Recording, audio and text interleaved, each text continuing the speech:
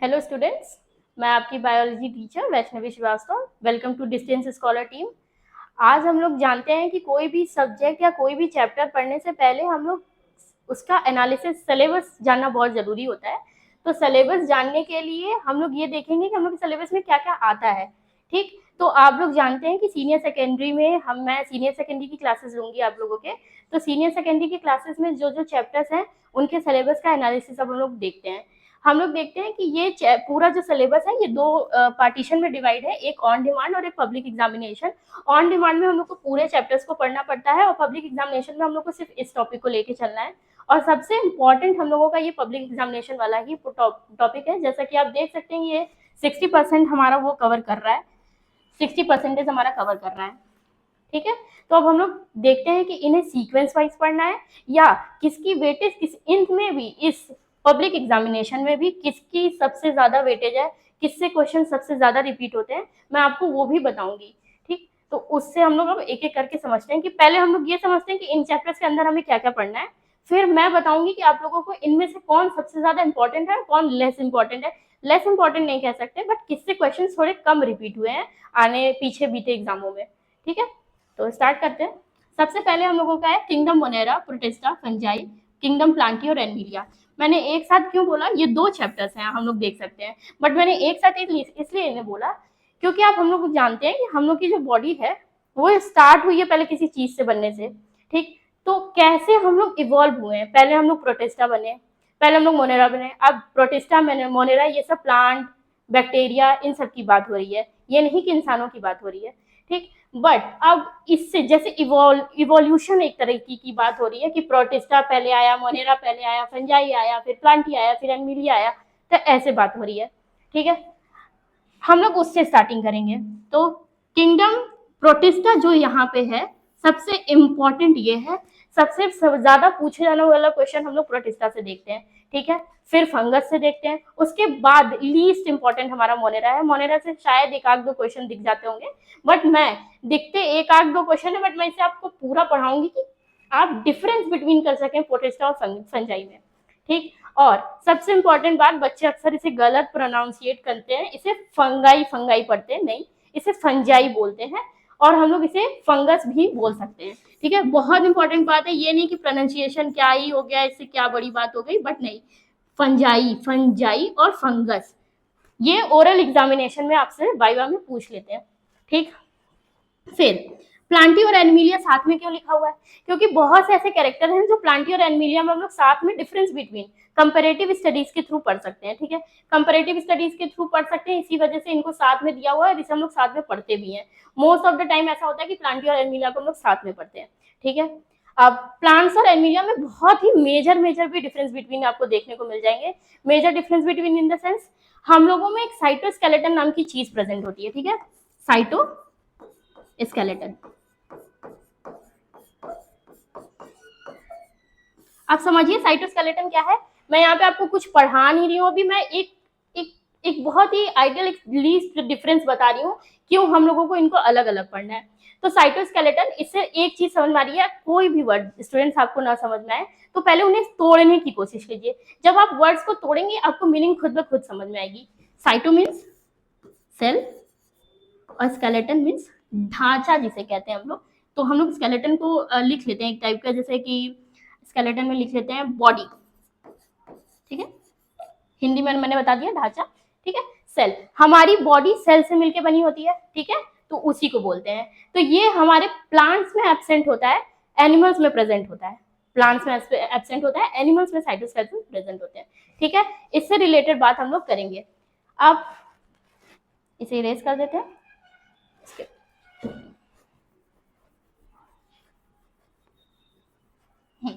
ठीक, ये हो गया, ये kingdom Monera, protista, fungi, Plantae, Animalia में हम लोग ये पढ़ेंगे। और ये बहुत ही मेजर टॉपिक, ये पॉइंट ऑफ व्यू बहुत ही मेजर टॉपिक है ये।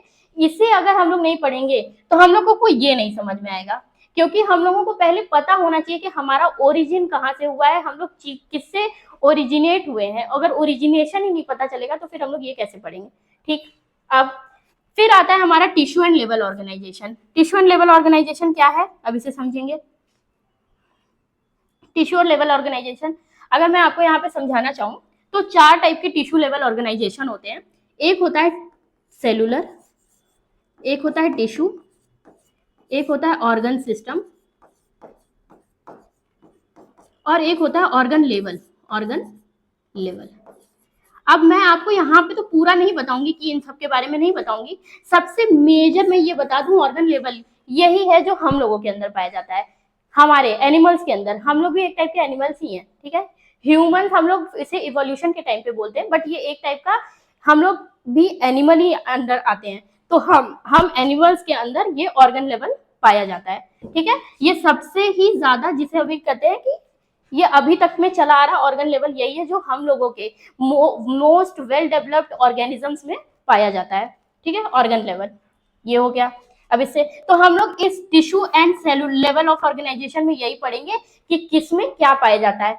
पोरीफेरा, सिलेंट्रेट्स, टीनोफोरा, ये सब फाइलम है। इन फाइलम्स के अंदर कौन कौन से टिश्यू लेवल या अदर लेवल ऑफ ऑर्गेनाइजेशन पाए जाते हैं, ये हम लोग इस चैप्टर में पढ़ेंगे, ठीक है। ये भी इंपॉर्टेंट ही है, बट हम लोग अभी और देखते हैं, इनसे भी इंपॉर्टेंट यूनिट्स और भी पड़ी हुई हैं, ठीक है। रूट सिस्टम, अब आ जाते हैं हम लोग रूट सिस्टम। रूट सिस्टम से समझ में आ रहा है कि प्लांट्स के रूट सिस्टम के बारे में हम लोग बात करेंगे कि रूट में क्या चाहिए होता है, पानी कैसे पहुंचता है रूट्स तक, पानी कैसे रूट एब्जॉर्ब करता है, वो लीव्स को देता है, पूरा रूट सिस्टम पढ़ेंगे। रूट्स में कैसी कैसी बीमारी होने का डर होता है, कौन सी बैक्टीरिया है जो रूट्स की बीमारी को कॉज करता है, वो सब कुछ हम इस रूट सिस्टम में पढ़ेंगे। आ जाते हैं शूट सिस्टम में, same as like root system, ठीक है। नाइट्रोजन मेटाबॉलिज्म, हम लोग जानते हैं कि हमारे एटमॉस्फेयर में स्पेलिंग गलत हो गई बच्चों,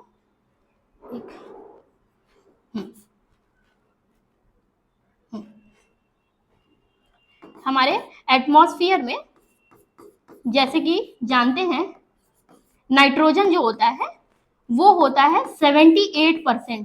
क्या आपको लगता है बच्चों ये 78% हम लोगों को पूरा मिलता है और हम लोग पूरा इसे यूज करते हैं? नहीं, एकदम गलत। हम लोग 78% मिलता है, बहुत सी ऐसी चीज में होता है जहां नाइट्रोजन का काम होता है, नाइट्रोजन अपना काम करते हैं, नाइट्रोजन उन्हें पहले प्लांट लेता है, फिर और ऐसे अभी जब मैं पढ़ाऊंगी तो आपको हम बताएंगे। नाइट्रोजन की एक पूरी साइकिल होती है, ठीक है। जैसे कि NH4 के फॉर्म में आया, फिर वो NH3 अमोनिया बना, NH3 अमोनिया बनने के बाद वो NO3 नाइट्रेट, नाइट्राइट, NO2, ऐसे ऐसे ऐसे करते करते वो फिर नाइट्रीफाइंग बैक्टीरिया भी लगते हैं इस बीच में।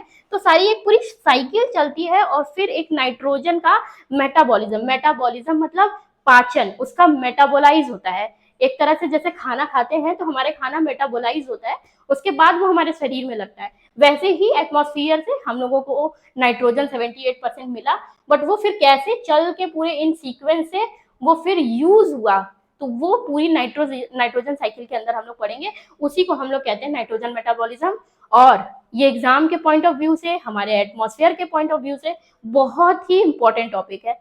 इससे डायरेक्ट आपसे ये पूछ लिया जाता है कि इलस्ट्रेट द नाइट्रोजन साइकिल, तो आपको पूरा इलस्ट्रेशन नाइट्रोजन साइकिल को विथ डायग्राम बना के उसे आपको एग्जाम्पल के थ्रू समझाना होता है कि कौन सा जानवर या कौन सा पेड़ इन सब के बीच में यूज हो रहा है नाइट्रोजन का मेटाबॉलिज्म कराने में, ठीक है। तो ये हो गया नाइट्रोजन साइकिल से रिलेटेड बात। पूरी की पूरी नाइट्रोजन साइकिल से पढ़ाई करनी पड़ जाती है और उसका पूरा डायग्राम आप लोगों को आना चाहिए, ठीक। अब आते हैं नेक्स्ट टॉपिक पे, जो है नाइट्रोजन मेटाबॉलिज्म के बाद फोटोसिंथेसिस। फोटोसिंथेसिस से आप तो हमें लगता है सबसे पहले एक ही चीज समझते होंगे, प्लांट का खाना, ठीक है। प्लांट अपना खाना ही फोटोसिंथेसिस के थ्रू बना पाता है। अगर प्लांट को हमें खाना ना मिले हम मर जाएंगे, प्लांट को क्या ना मिले तो मर जाएगा, प्लांट को सनलाइट मिलता है तभी फोटोसिंथेसिस होता है, ठीक है।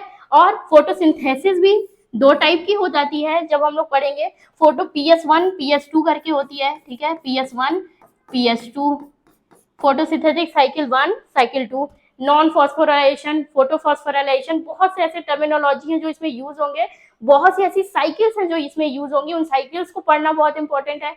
फोटोसिंथेसिस की जो प्रोसेस है वो कैसे चलती है वो बहुत इंपॉर्टेंट है, सब आप पढ़ेंगे और आपको पता चलेगा कि जो प्लांट है वो अपना फूड कैसे प्रिपेयर करता है। तो ये पूरा फोटोसिंथेसिस में हम लोग ये पूरी साइकिल्स पढ़ेंगे, ठीक है। इससे इंपॉर्टेंट हो गया ये। और हाँ बच्चों, जब आप कभी एनसीईआरटी लेवल पे चीजें पढ़ेंगे तो आपको पता चलेगा कि ये सब जो टॉपिक है ये सब प्लांट फिजियोलॉजी के अंदर आने वाली टॉपिक्स हैं, ठीक है, तो ये सब प्लांट फिजियोलॉजी के बारे में अभी तक हम लोग देख रहे थे। अब आते हैं रेस्पिरेशन इन प्लांट, कैसे प्लांट रेस्पायर करता है, हम लोग कैसे रेस्पिरेशन करते हैं, तो वैसे ही हम लोग प्लांट का रेस्पिरेशन इसमें पढ़ेंगे। ठीक, वही चीज हो गई। सर्कुलेशन इन बॉडी फ्लूइड, और ये ठीक बच्चों, अब आ गए हम लोग एनिमल फिजियोलॉजी में। अभी तक हम लोग बात कर रहे थे प्लांट्स के बारे में, ये देखिए ये सब पूरा प्लांट्स के बारे में है। ठीक है, नाइट्रोजन का मेटाबॉलिज्म, ये टिश्यू वाले में, इसमें हम लोग एनिमल्स भी आ जाएंगे, बट यहाँ पे हम लोग पूरा root system, shoot system, nitrogen metabolism, photo system, ये सब फोटोसिंथेसिस, ये सब प्लांट फिजियोलॉजी के अंदर आने वाली टॉपिक्स हैं, प्लांट फिजियो जिसे कहते हैं। ठीक है, अब आ जाते हैं ये जो इम्पोर्टेंट 2 टॉपिक्स हैं, बहुत ही मेजर इंपॉर्टेंट टॉपिक्स। मैंने पीवाईक्यू की एनालिसिस की है और 90% ऐसे क्वेश्चंस आते हैं जो डायरेक्ट एनिमल फिजियोलॉजी के ब्रेन पार्ट से क्वेश्चन आ जाएंगे, डायरेक्ट एनिमल फिजियोलॉजी के आपके बॉडी फ्लूइड से क्वेश्चन आ जाते हैं। इसमें बहुत, अगर आप इसे स्टार लगाना चाहें तो मैं इसे दे दूंगी 3 to 4 स्टार, मतलब पीवाईक्यू में इनसे क्वेश्चन भर भर के जिसे कहते हैं। ठीक है, तो आ जाइए इन दोनों चैप्टर्स के बारे में डिस्कस कर लेते हैं। पहले ये क्या है, सबसे पहला circulation of body fluids.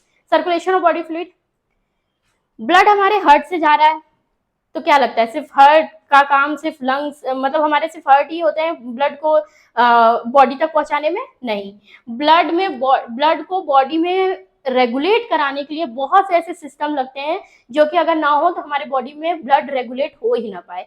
Heart की पंपिंग बहुत जरूरी है, हार्ट में कौन सी नर्व्स हैं, वेना कावा और बहुत सारी साइनोएट्रियल नोड्स, बहुत से ऐसे चीज ऑर्गन्स हैं जो पंपिंग कराने में हम लोगों के हार्ट की हेल्प करते हैं। और अदर देन हार्ट और भी ऐसे ऑर्गन्स हैं जो कि अगर ना मिले तो हम लोगों के बॉडी में ब्लड का रेगुलेशन ना हो पाए। तो वो सब कुछ हम लोग सर्कुलेशन ऑफ बॉडी फ्लूइड्स में पढ़ेंगे, जिसके अंदर हम लोग ये पढ़ेंगे कि ब्लड का रेगुलेशन बॉडी के अंदर कैसे होता है।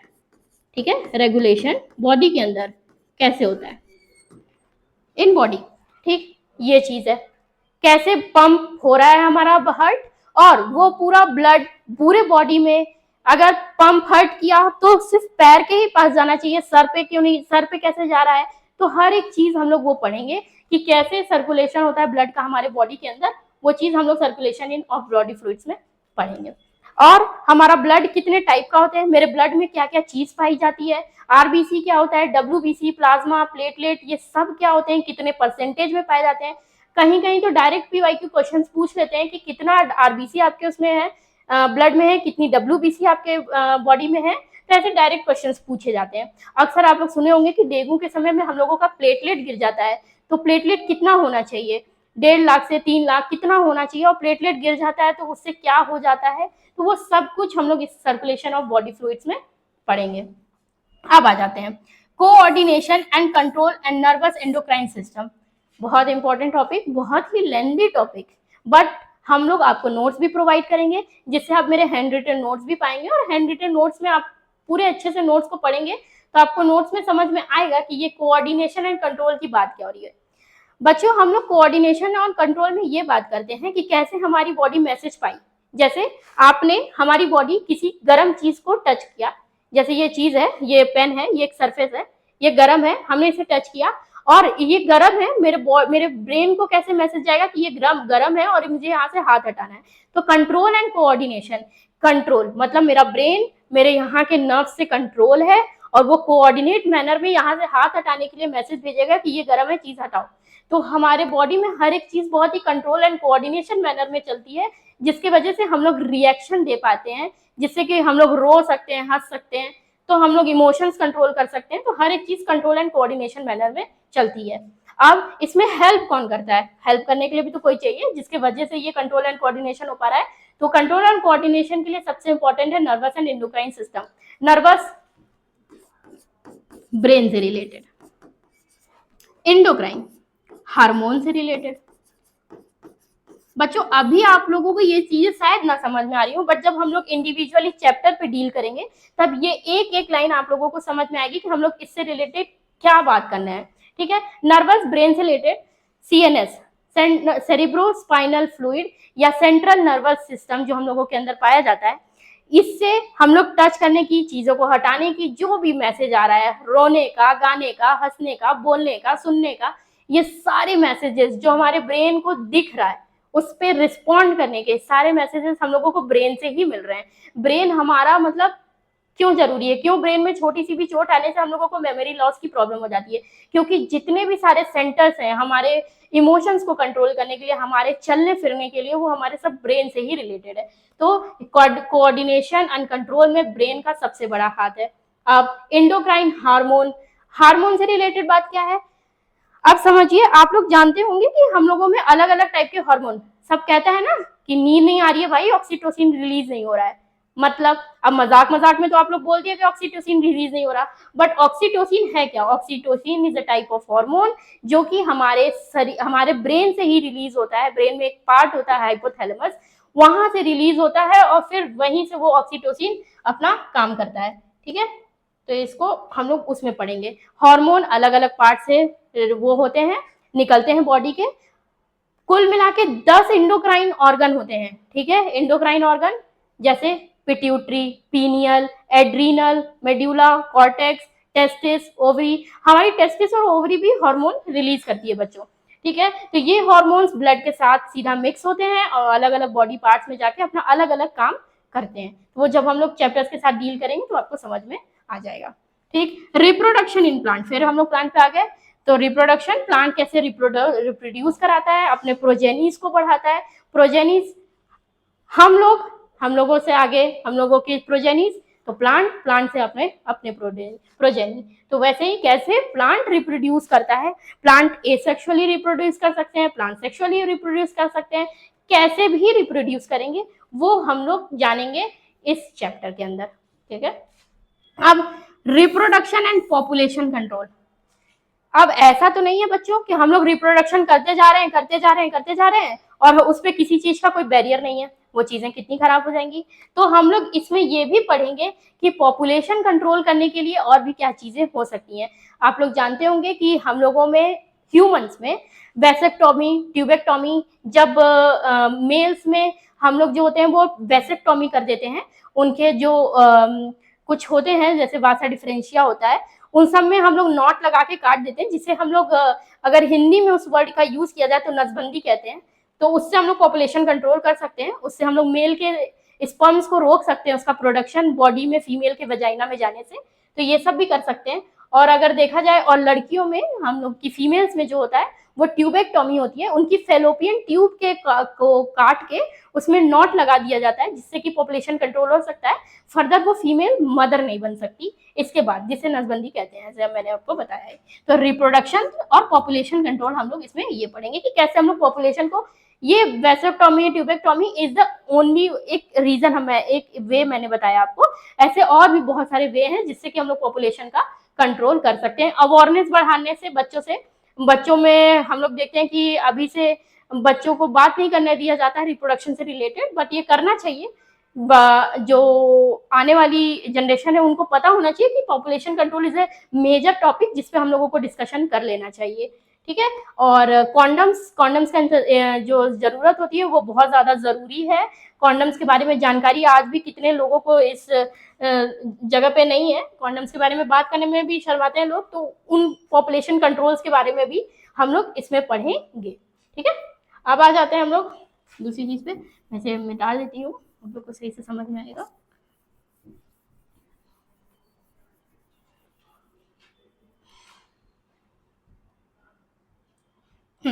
चलिए स्टूडेंट, अब हो गया प्रिंसिपल ऑफ जेनेटिक्स।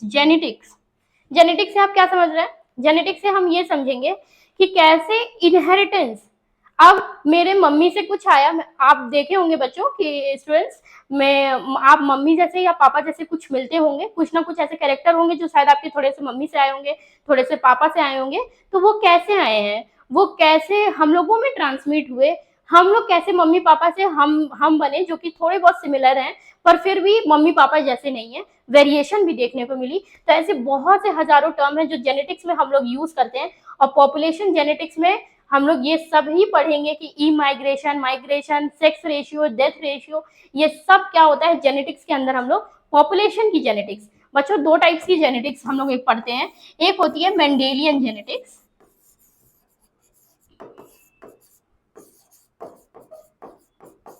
शायद आपका इस वाले में होगा मेंडेलियन जेनेटिक्स, नहीं इस वाले में भी नहीं है, तो शायद आप लोग को इसको फर्दर किसी बड़े क्लासेस में पढ़ाया जाए। मेंडेलियन जेनेटिक्स होता है और एक होता है पॉपुलेशन जेनेटिक्स, जिसमें हम लोग डेथ रेशियो, सेक्स रेशियो, इन सब के बारे में पढ़ेंगे। अच्छा, हम एक छोटा सा ब्रीफ दे देते हैं कि ये डेथ रेशियो और सेक्स रेशियो क्या है। पॉपुलेशन जेनेटिक्स में हम लोग ये भी पढ़ लेंगे, मतलब कितने अमाउंट ऑफ डेथ हुई हमारे टोटल पॉपुलेशन में। इंडिया में देखना होता है, जैसे अभी कोविड आया, तो कोविड में हम लोग बर्थ पॉपुलेशन तो हर बार हम लोग वो भी काउंट करते हैं, बट हम लोग ये सबसे ज्यादा काउंट करते हैं कि इस ईयर में सबसे ज्यादा नंबर ऑफ क्या हुई, बर्थ हुई या डेथ हुई। ठीक है, अगर बर्थ हो रही है तो ये पॉजिटिव ग्रोथ माना जाता है, और अगर डेथ हो रही है तो ये हमारा नेगेटिव ग्रोथ माना जाता है। तो ऐसे ही रेशियो की काउंटिंग चलती है, जिसे हम लोग हिंदी भाषा में आप लोग बहुत सुने होंगे जनगणना जिसे कहते हैं। तो एक पर्टिकुलर एरिया के बारे में बात होती है कि वहां कितना नंबर ऑफ डेथ हुआ, कितना नंबर ऑफ बर्थ हुआ। तो ये सब जेनेटिक्स के अंदर हम लोग डील करेंगे और पढ़ेंगे। ठीक है, अब सबसे इंपॉर्टेंट और बच्चों थोड़ा सा ट्रिकी, जो बच्चों को थोड़ा ज्यादा ही टफ लगता है। आई थिंक टफ क्यों लगता है, क्योंकि वो सही से पढ़ते नहीं है। आप लोग, मैं जब अपने नोट से पढ़ाऊंगी तो शायद आप लोग को ये इजी भी लग जाए। Molecular inheritance and gene expression बहुत ही ज्यादा, जिसे आप इसे भी स्टार लगा सकते हैं, लैक ओपरॉन, इन सबसे क्वेश्चंस डायरेक्ट। इसके सबसे इंपॉर्टेंट टॉपिक्स लैक ओपरॉन। अब आप ये नहीं है कि अब इससे सिर्फ लैक ही ओपरॉन पढ़ के गए, बट हम एक बता रहे हैं कि लैक ओपरॉन से सबसे ज्यादा पूछे जाने वाले क्वेश्चन पीवाईक्यू एनालिसिस के थ्रू है होता है। ठीक है, ये सब हम लोग molecular gene expression.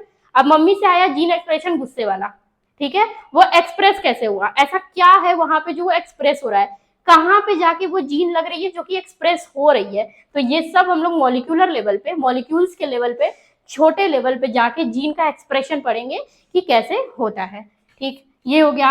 Ecology, ecology जान रहे हैं हम लोग, अपने एनवायरमेंट के बारे में पढ़ाई, जितनी भी हम लोगों की इकोलॉजी प्रिंसिपल्स क्या क्या है इकोलॉजी में, हम लोग वो पढ़ेंगे। इकोलॉजी मतलब हमारा इकोसिस्टम से रिलेटेड, हमारा primary consumer, secondary consumer, tertiary consumers, decomposers, ये सब कौन किससे, पहले प्लांट को मिला सनलाइट, प्लांट से प्लांट अपना खाना पीना बनाया, प्लांट को खाने वाला आया रैबिट, रैबिट को खाने वाला आया, तो सब एक दूसरे से कनेक्टेड है। ये भी एक टाइप की साइकिल चलती रहती है।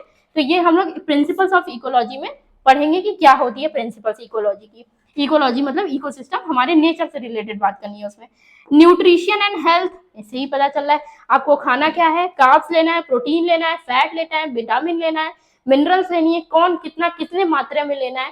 कार्बोहाइड्रेट दाल चावल रोटी सब्जी डेली ही खा रहे हो। विटामिन थोड़े ही मात्रा में लेना है बट लेना है। विटामिन किसके थ्रू मिलता है वो पढ़ेंगे। प्रोटीन, दूध, हम लोग इससे बात कर लेते हैं। प्रोटीन का सबसे अच्छा सोर्स दूध, अंडा, ठीक है, तो प्रोटीन उससे रिलेटेड। सब कुछ बॉडी में कितना कितने मात्रा में होना जरूरी है, अगर वो मात्रा से ज्यादा बढ़ गया तो कौन सी बीमारी दे के जाएगा, ये सब कुछ हम लोग न्यूट्रिशन एंड हेल्थ में पढ़ेंगे। वो हमारे हेल्थ पे क्या असर देता है उससे रिलेटेड पढ़ेंगे। ठीक, अब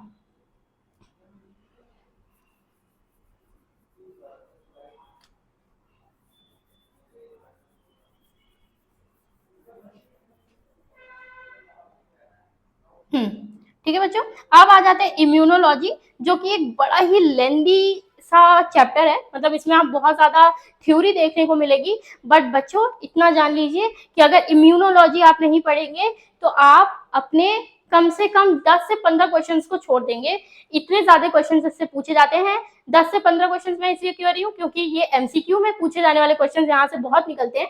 जैसे आपसे डायरेक्ट क्वेश्चन पूछ लेगा कि ऐसा कौन सा एंटीबॉडी है जो कि प्लेसेंटा, मदर के थ्रू होके हम लोगों के अंदर तक, प्लेसेंटा के थ्रू फीटस तक, फीटस जो बच्चा होता है मदर के वूम्ब में, वहां तक कौन सी एंटीबॉडी पहुंच पाती है। तो वो कौन सी एंटीबॉडी है, वो आईजीजी है। आप लोग जानते होंगे, आप लोग इससे पहले भी शायद पढ़ चुके होंगे कि हम लोगों में टाइप्स ऑफ एंटीबॉडी, कितने टाइप्स की एंटीबॉडी पाई जाती है, टाइप्स ऑफ एंटीबॉडी। एंटीबॉडी को हम लोग एबी, ये सफिक्स यूज करते हैं एंटीबॉडी का। ये कितने टाइप्स की होती हैं आप लोग जानते होंगे। आईजी सबसे इंपॉर्टेंट जो एंटीबॉडी होती है वो आईजीजी होती है। आप बच्चों इसे एक निमोनिक से याद कर सकते हैं। जैसे हमारे साथ लिखेंगे आप गेम, GAME, और गेम लिखे GAME, गेम, और फिर उसके बाद आप डी लिख देंगे। तो ये गेम के साथ डी लिख देंगे आप। तो ये गेम के साथ आप इसे याद कर लिए। अब इसी के साथ आप लगा दीजिए आई जी आई जी आई जी आई जी, ठीक है। ये हो गया हमारा सफिक्स। इतनी टाइप की हमारे पास मिलती है एंटीबॉडी। ये एंटीबॉडीज अगर आपके बॉडी में ना हो तो आप दिन भर बस बीमार रह सकते हैं, शायद आप जिंदा भी नहीं रह सकते। ये इतनी ज्यादा डेथ कॉज कर दें अगर ये हम लोगों के बॉडी में एब्सेंट हो तो, ठीक है। और सबसे ज्यादा most commonly found antibody in our body is IgG, ठीक है। इनका अपना अपना अलग भी नाम होता है, जब आप हम पढ़ेंगे तो आपको बताएंगे, जैसे कि गामा, अल्फा, म्यू और एप्सिलॉन और डी से डेल्टा। तो अलग अलग नाम भी होते हैं इन एंटीबॉडीज की। तो उनके काम के साथ, उनके नाम के साथ, उनके अलग अलग सिंबल्स के साथ मैं आपको इम्यूनोलॉजी पार्ट में पढ़ाऊंगी। सब कहते हैं ना हमारा इम्यून रिस्पॉन्स अगर कम रहा तो हमेशा बीमार रहोगे। इम्यून रिस्पॉन्स अच्छा करना है तो अच्छा अच्छा खाना खाओ, हेल्दी फूड खाओ। इम्यून रिस्पॉन्स को हेल्दी रखो तो बॉडी अच्छी चलेगी, लाइफ टाइम तक चलेगी। Lymphocytes, B lymphocyte, T lymphocyte, इन सब के बारे में भी हम लोग इस चैप्टर में डील करेंगे, ठीक है बच्चों। अब आ जाता है बायोटेक्नोलॉजी। अगर आप किसी एग्जाम पर्पज से बात कर रहे हैं, जैसे कि कौन से एग्जाम्स हो गए, जैसे कि आप लोग किसी कॉम्पिटेटिव लेवल के एग्जाम्स में बात कर रहे हैं, तो बायो में सबसे ज्यादा पूछे जाने वाली यूनिट होती है बायोटेक्नोलॉजी। टेक्नोलॉजी, इसमें हम लोग देखेंगे कि टेक्नोलॉजी के बेसिस पे हम लोग कैसे, आजकल बहुत सारा हम लोग देख रहे होंगे बच्चे की हाइब्रिड आ जाती है, वेराइटीज आ रही है, खाने पीने के मामले में कह लो, रोबोट्स हम लोग कैसे बना रहे हैं, कैसे हम लोग जिंदा चीज, मतलब समझ जाओ कि किसी का किस जीन को काट के किसी के जीन में मिला के कुछ एक नई चीज बना दे रहे हैं, हाइब्रिड। ये सब कैसे पॉसिबल है? ये अलग अलग टेक्नोलॉजी से पॉसिबल है। और टेक्नोलॉजी में अगर बायो लग गया तो लिविंग चीज को देखते हुए, जिंदे चीज के साथ मिला के हम लोग उसको टेक्नोलॉजी में अगर मैच करा रहे हैं तो वो बात होती है बायोटेक्नोलॉजी में। अलग अलग मशीन्स यूज होती हैं बायोटेक्नोलॉजी के लिए, तो उन बायोटेक्नोलॉजी की मशीन्स के बारे में हम लोग पढ़ेंगे, ये कैसे हमारे डेली बेसिस पे काम आती है, उन सबसे हम लोग डील करेंगे बायोटेक्नोलॉजी में। तो बच्चों ये पूरी हमारी 60% वाली पब्लिक एग्जामिनेशन वाली कंप्लीट हो गई है। और पहले हम लोग इन्हीं के साथ डील करेंगे, ठीक है। और सबसे पहले हम इन्हें इसे, ठीक है, तो ऐसे करके फर्स्ट सेकंड थर्ड वो तो मैं आपको करवाऊंगी। तो आप बस वैसे एक प्लेलिस्ट तैयार की जाएगी आप लोगों के लिए। आप लोग अगर उस सीक्वेंस वाइज में चलते हैं तो ये आप लोगों के लिए अच्छा होगा। तो हम लोग पहले सबसे मोस्ट इंपॉर्टेंट से लेके लीस्ट इंपॉर्टेंट तक पे चलेंगे। और मेरा अगर ये बिल्कुल मतलब नहीं है कि लीस्ट इंपॉर्टेंट है तो आप उसे करेंगे ही नहीं, आप उसे किए बिना चले जाएंगे, नहीं, बट आप उसे करेंगे, बट हाँ इन यूनिट्स को करने के बाद करेंगे। इनमें से कोई ऐसी यूनिट नहीं है जो आप सोचें कि आप छोड़ के चले जाओ और आप ना करें, क्योंकि आप पैटर्न का यू नेवर नो, पैटर्न कब बदल दिया जाए और वो चैप्टर, वो वाले टॉपिक्स को हाई रख दिया जाए और उसका क्वेश्चन लॉन्ग आंसर या लॉन्ग क्वेश्चंस में पूछ लिया जाए। मैं आपको पीवाईक्यू भी सॉल्व करवाऊंगी, तो पीवाईक्यू साथ में सॉल्व करेंगे और फिर समझेंगे कि क्वेश्चन का लेवल कैसा होता है। आप हमारे बैचेस में देख भी सकते हैं कि हम लोग मॉक टेस्ट भी सॉल्व कराएंगे। आप लोग मॉक टेस्ट भी सॉल्व करेंगे तो खुद ही समझ जाएंगे कि पेपर का लेवल कैसा आता है। अगर आप अपने नोट्स को टाइमली पढ़ेंगे, बायो में बच्चों सबसे इंपॉर्टेंट होता है आप कितना टाइप ऑफ टाइम अपने रिवीजन को दे रहे हैं। चैप्टर्स को पढ़ लिया, खत्म कर लिया is not more than enough, ठीक है। आप जब तक उसको अपने प्रैक्टिस में नहीं रखेंगे, डेली 1 घंटे उसे अपने रिवीजन में नहीं देंगे, आप बायो बहुत तेजी से भूलेंगे, क्योंकि bio is all about theory. आप लोगों को थ्योरी पढ़नी पड़ेगी बायो में, ठीक है। इसीलिए बायो हमेशा रिवीजन में रखेंगे आप लोग। ये अब हो गया हम लोगों का ये वाला टॉपिक इंपॉर्टेंट। वैसे ही हम लोगों का ये भी टॉपिक है, इसमें मैं बहुत ब्रीफ में ही चलूंगी, ज्यादा नहीं जाऊंगी, बस मैं ऊपर ऊपर से बता देती हूँ। इवोल्यूशन वही चीज, इन सब की रिलेटेड ही बात हो रही है। हम लोगों का इवोल्यूशन कैसे हुआ, हम लोगों का।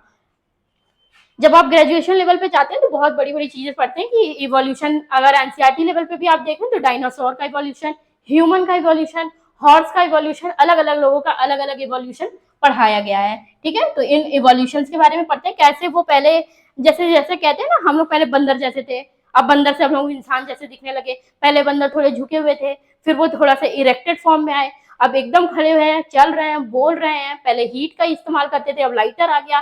तो कैसे कैसे अलग अलग तरीके से इवोल्यूशन हुआ है, हम लोग उसमें इवोल्यूशन के बारे में पढ़ते हैं। अलग अलग थ्योरी अलग अलग साइंटिस्ट ने दी है, उन थ्योरीज के बारे में पढ़ना और उन थ्योरी से डायरेक्ट क्वेश्चन आते हैं, ठीक है। ये भी इंपॉर्टेंट है। सेल स्ट्रक्चर एंड फंक्शन, हम लोग सेल से बने हुए हैं, उन्हीं सेल्स का स्ट्रक्चर, उन्हीं सेल्स का फंक्शन, टाइप्स ऑफ सेल्स, ये सब हम लोग देखेंगे। Absorption, transportation, water loss in plant, कैसे प्लांट में वाटर एब्जॉर्ब हुआ, ट्रांसपोर्ट हुआ। जाइलम फ्लोएम, आप लोग जानते होंगे कि जाइलम और फ्लोएम से प्लांट में वाटर और फूड का ट्रांसपोर्टेशन होता है, जिससे कि प्लांट जिंदा और खड़ा रहता है। ठीक है। वाटर लॉस भी प्लांट में कैसे होता है सब कुछ पढ़ेंगे। न्यूट्रिशन प्लांट में, मिनरल न्यूट्रिशन कितने परसेंटेज में क्या क्या प्लांट में न्यूट्रिशन होता है वो पढ़ेंगे। डाइजेशन, अब वो न्यूट्रिशन मिल तो गया, उसका डाइजेशन कैसे होगा उसको पढ़ेंगे। Respiration and elimination of nitrogen waste, फिर से ये स्टार्ट हुआ एनिमल फिजियोलॉजी, ये स्टार्ट हो गया हमारा animal physiology. Elimination of nitrogen waste, यहाँ पे एलिमिनेशन से रिलेटेड अगर बात आ जाए बच्चों तो सबसे पहले आप ये जान लीजिए कि यहाँ हम लोग किडनी की बात कर रहे हैं, ठीक है। किडनी ही हमारा मेजर सोर्स है एलिमिनेशन कराने का वेस्ट का, ठीक है। तो और भी बहुत सारे ऑर्गन्स हैं, जैसे कि हमारे स्किन, वो पसीना देता है, वो वेस्ट करता है, नाइट्रोजन वेस्ट को निकालता है बॉडी से। हम छींकते हैं तो वो नाइट्रोजन वेस्ट को निकाल रहा है, लंग्स भी काम कर रहा है। तो अलग अलग ऑर्गन है, अलग अलग काम है सबके, वो हम लोग पढ़ेंगे कि एलिमिनेशन कौन से ऑर्गन क्या क्या कराते हैं। मेनली हम लोगों को एलिमिनेशन में हेल्प करता है किडनी, जो कि यूरिन कराता है, ठीक है। अलग अलग जानवरों में अलग अलग टाइप का नाइट्रोजन वेस्ट पाया जाता है, हम लोगों में यूरिया पाया जाता है। पहले वो यूरिया अमोनिया के ही फॉर्म में रहता है, बट उसे एक ऑर्गन होता है जो कि कन्वर्ट करता है यूरिया में। तो हम लोग आगे चल के पढ़ेंगे कि कैसे यूरिया कन्वर्ट होती है, अमोनिया कैसे कन्वर्ट होती है यूरिया में, और फिर वो उसका एलिमिनेशन होता है, ठीक। लोकोमोशन एंड मूवमेंट, बच्चों हम लोग जानते हैं कि हम लोगों की बॉडी में कितनी हड्डियां होती हैं, ठीक है। उन हड्डियों का अरेंजमेंट कैसा होता है। हमारा हाथ देख लीजिए तो ये पूरा टिबिया, फिबुला, मेटाकार्पल, टार्सल्स पैर में, तो हमारी सबसे बड़ी बोन, हमारी सबसे छोटी बोन जो हमारे ईयर्स में पाई जाती है। तो अलग अलग टाइप की अलग अलग बोन हर बॉडी पार्ट में पाई जाती है। उन पूरे हड्डियों की काउंटिंग हम लोग करेंगे कि कैसे कैसे वो हड्डियां पाई जाती हैं और कैसे कैसे वो हड्डियां अरेंज है हमारे बॉडी में, और वो कैसे अपना मूवमेंट शो करती हैं, वो लोकोमोशन एंड मूवमेंट में हम लोग पढ़ेंगे। होम्योस्टैटिस, होम्योस्टैटिस मतलब हम लोग कैसे, गर्मी आ रही है, ठीक है, पसीना होगा, पंखे के नीचे जाके बैठिए, फिर ठंडा ठंडा फील होगा। Temperature control, temperature maintain, homeostasis, गर्मी के दिन में ठंडा का एहसास हमारी बॉडी खुद से ले लेगी पसीना करके, पसीना होगा, हवा चलेगी, ठंडा लगेगा, होम्योस्टैसिस, टेम्परेचर कंट्रोल। अब आ जाते हैं होम्योस्टैसिस के बाद ठंडी में, गर्मी, ठंडी लग रही है बहुत ज्यादा, हाथ को रब करके देखिए गर्म हो जाएगा, होम्योस्टैसिस, टेम्परेचर कंट्रोल। तो ये स्टेडी स्टेट होती है, हम लोग इसके बारे में होम्योस्टैसिस के बारे में पढ़ेंगे, जो बॉडी अपने से कर लेती है, ठीक। Growth and development, oxygen, phyto hormones, बहुत सारे ऐसे हार्मोन्स होते हैं बच्चों जो कि प्लांट्स को लगते हैं और वो प्लांट्स को डेवलप करने में हेल्प करते हैं, प्लांट्स की हाइट बढ़ाने में, प्लांट्स की विड्थ बढ़ाने में। देखते हैं आप कि पीपल का पेड़ कितना मोटा और लंबा और चौड़ा होता है, वहीं हम लोग अगर सिंपल से छोटे पेड़ों की बात कर लें तो वो कैसे छोटे छोटे से होते हैं, उनमें ऐसे किस चीज की कमी होती है, उनमें ऐसा क्या ज्यादा पाया जाता है। तो ये सब कुछ हम लोग growth and development of plants में पढ़ेंगे, ठीक है। जेनेटिक्स, फिर से वही सोसाइटी की जेनेटिक्स हम लोग पढ़ेंगे।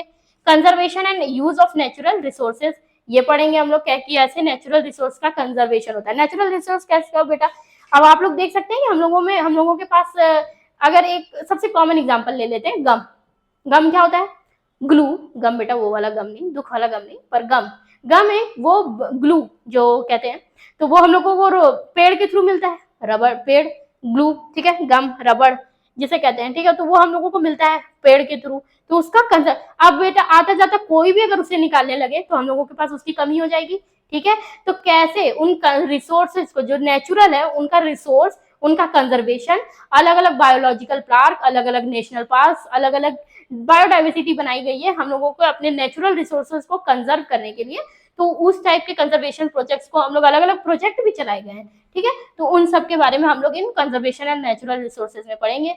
पॉल्यूशन, इसके बारे में तो हमें लगता है कि डिस्कस करने की जरूरत नहीं है, बहुत ही कॉमन टाइप टॉपिक हो गया और आज के जमाने में सबसे इंपॉर्टेंट टॉपिक भी है कि अगर इस पर ध्यान नहीं देंगे तो हमारा इकोसिस्टम की क्या हालत होगी, ये तो आपको भी पता है। तो पॉल्यूशन के बारे में हम लोग पढ़ेंगे, पॉल्यूशन को कैसे कंट्रोल करते हैं, क्या क्या फैक्टर्स होते हैं जो कि पॉल्यूशन कॉज करते हैं, उनके बारे में पढ़ेंगे, ठीक है।